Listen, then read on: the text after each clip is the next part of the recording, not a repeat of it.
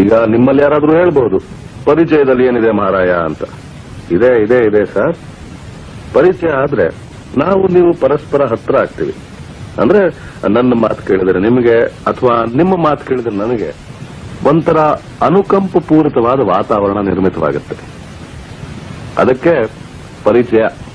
ನನ್ನ ಹೆಸರು ನಾಗರಕಟ್ಟೆ ಶಂಕರ ಉರ್ಫ್ ಶಂಕರ್ ನಾಗ್ ಅಂತ. ನಮಸ್ಕಾರ. ಬಹಳ ದಿನಗಳಾದ್ಮೇಲೆ ನಿಮ್ಮನ್ನು ಭೇಟಿ ಮಾಡ್ತಾ ಇದ್ದೀನಿ.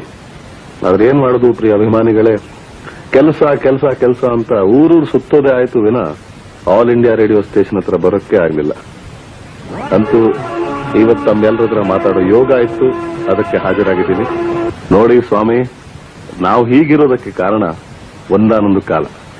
ಅಂದ್ರೆ ಗಿರೀಶ್ ಕಾರ್ನಾಡ್ ಅವರ ಚಿತ್ರ ಒಂದಾನೊಂದು ಕಾಲದಲ್ಲಿ.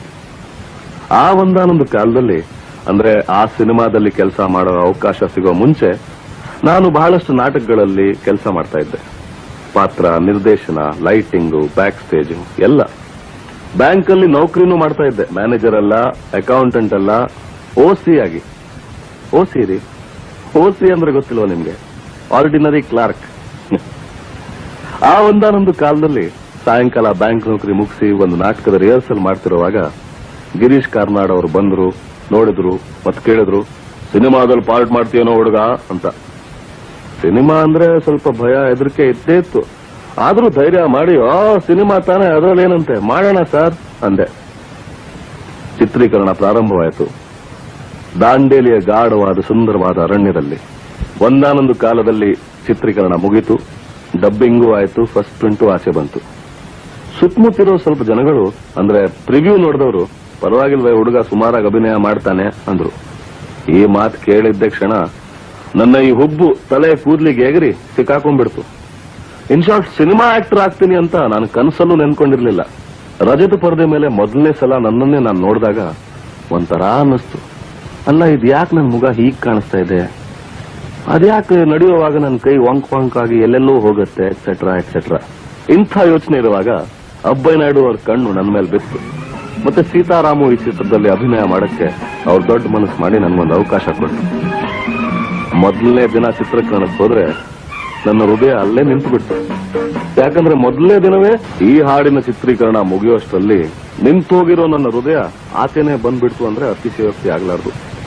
ಯಾಕೆಂದ್ರೆ ಚಿತ್ರೀಕರಣದ ಮುಂಚೆ ನಾನು ಎಲ್ಲೂ ಸ್ಕ್ರೀನ್ ಮೇಲೆ ಹಾಡಿರ್ಲಿಲ್ಲ.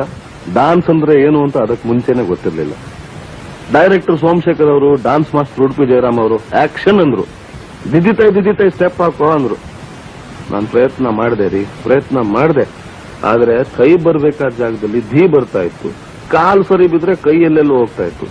ಕೊನೆಗೆ ಸುಸ್ತಾಗಿ ಒಂದು ಮೂಲೆಯಲ್ಲಿ ಹೋಗಿ ಸಿಗರೆಟ್ ಸೇರ್ತಾ ಕೂತ್ಕೊಂಡ್ಬಿಟ್ಟೆ. ಆಗ ಆ ಚಿತ್ರದ ನಾಯಕಿ ಮಂಜುಳಾ ಬಂದ್ರು, ಧೈರ್ಯ ಕೊಟ್ರು. ಮೊದಲನೇ ಸಲ ಆಗತ್ತೆ ಬಿಡಿ, ನನ್ ಜೊತೆ ಎಲ್ಲ ಸ್ಟೆಪ್ ಒಂದ್ಸಲ ನೀವು ಹಾಕಿ ನೋಡಿ, ಎಲ್ಲ ಸರಿ ಹೋಗುತ್ತೆ, ಬನ್ನಿ ಅಂದ್ರು. ಅವರ ಆ ಪ್ರೋತ್ಸಾಹ, ಆ ಸಹಾಯ ನಾನು ಎಂದೂ ಮರೆಯೋ ಹಾಗಿಲ್ಲ. ಆ ಚಿತ್ರ ಬಿಡುಗಡೆ ಆದ ನಂತರ ಮಂಜುಳಾ ಅವ್ರ ಜೊತೆಲಿ ಎಷ್ಟೋ ಚಿತ್ರಗಳಲ್ಲಿ ಅಭಿನಯಿಸುವ ಅವಕಾಶ ನನಗೆ ಸಿಕ್ತು. ಆದ್ರೆ ಇವತ್ತು ದುಃಖ ಒಂದೇ, ಈ ಒಳ್ಳೆ ಕಾಲ ಜೊತೆಯಲ್ಲಿ ಕಳೆಯೋಣ ಅಂದ್ರೆ ಮಂಜುಳಾ ಅವರು ನಮ್ಮ ಜೊತೆಲಿಲ್ಲ. ಕೆಲವು ಸಲ ಮಂಜುಳಾ ಅಂತ ಒಳ್ಳೆ ನಟಿ ಇವತ್ತು ಇಲ್ಲ ಅಂತ ನಂಬೋಕೆ ಆಗಲ್ಲ. ಆದ್ರೆ ಜೀವನ ಇರೋದೇ ಹೀಗೆ ಅನ್ಸುತ್ತೆ. ಈ ಜೀವನ ಅನ್ನೋದು ನೂರಾರು ಬಣ್ಣಗಳ ಕೂಡಿ ಎಷ್ಟು ವಿಶಾಲ ಅನ್ಸುತ್ತೆ, ಅಷ್ಟೇ ಸಂಕುಚಿತ ಆಗ್ಬಿಡುತ್ತೆ. ಒಮ್ಮೆ ತಂಪಾಗಿ ಉದ್ದವಾಗಿ ಕಾಣಿಸೋ ಮೆತ್ತನೆ ಹಾಸಿಗೆ ಕ್ಷಣಗಳಲ್ಲಿ ಸುರುಳಿಯಾಗಿ ಗತಕಾಲಕ್ಕೆ ಹೋಗಿ ಕೂತು ಬಿಡುತ್ತೆ. ಹೊಸ ರೂಪ, ಹೊಸ ಚೈತನ್ಯ ತಂದುಕೊಟ್ಟ ಅನುಭವಗಳು ಕೇವಲ ಒಂದು ಸುರುಳಿ ಆಗೋಯ್ತಲ್ಲ ಅಂತ ದುಃಖನೂ ಆಗತ್ತೆ. ಆದ್ರೆ ಜೀವನ ಮಾತ್ರ ನಡೆಯುತ್ತೆ. ದೋಣಿ ಸಾಗಲಿ, ಮುಂದೆ ಹೋಗಲಿ, ದೂರ ತೀರವು ಸೇರಲಿ. ದೂರ ದೇಶಕ್ಕೆ ಹೋಗುವ ಅವಕಾಶ ಒಂದು ಮುತ್ತಿನ ಕತೆ ಈ ಚಿತ್ರದಿಂದ ದೊರೆಯಿತು. 2 ಕಾರಣಗಳಿಂದ. ಸಮುದ್ರದ ಆಳಕ್ಕೆ ಹೋಗಿ, ಅಂದ್ರೆ ಅಂಡರ್ ವಾಟರ್ ಹೋಗಿ ಚಿತ್ರೀಕರಣ ಮಾಡಬೇಕಾಗಿತ್ತು. ಎರಡನೇದು, ನೀರಲ್ಲಿ ಆಕ್ಸಿಜನ್ ಮಾಸ್ಕು ಅಥವಾ ಯಾವ ಸಹಾಯ ಇಲ್ಲದೆ ಚಿತ್ರೀಕರಣ ಮಾಡಬೇಕಾಗಿತ್ತು. ಸ್ವಲ್ಪ ಕಷ್ಟನೇ ಆಯ್ತು. ಕೊನೆಗೂ ಕೆನಡಾಗೆ ಹೋಗಿ ಕ್ಯಾಮೆರಾ ತಂದು, ಲಂಡನ್ಗೆ ಹೋಗಿ ಒಂದು ಆಕ್ಟೋಪಸ್ ಮಾಡಿಸಿ, ಮಾಲ್ಡೀವ್ಸ್ಗೆ ಹೋಗಿ ಜರ್ಮನ್ ಕ್ಯಾಮರಾಮ್ಯಾನ್ ಇಟ್ಕೊಂಡು ಅಂಡರ್ ವಾಟರ್ ಶೂಟಿಂಗ್ ಮಾಡಿದ್ವಿ. ನಾವು ಸಿನಿಮಾ ಹಾಡುಗಳು ಅಥವಾ ಬ್ಯಾಕ್ ಗ್ರೌಂಡ್ ಮ್ಯೂಸಿಕ್ ರೆಕಾರ್ಡ್ ಮಾಡಬೇಕು ಅಂದ್ರೆ ಮದ್ರಾಸು ಅಥವಾ ಬಾಂಬೆಗೆ ಹೋಗಿ ಮಾಡಬೇಕಾಗಿತ್ತು. ಯಾಕಂದ್ರೆ ಆ ರೆಕಾರ್ಡಿಂಗ್ ಸೌಲಭ್ಯಗಳು ನಮ್ಮ ಕರ್ನಾಟಕದಲ್ಲಿ ಇರಲಿಲ್ಲ ಅಂತ.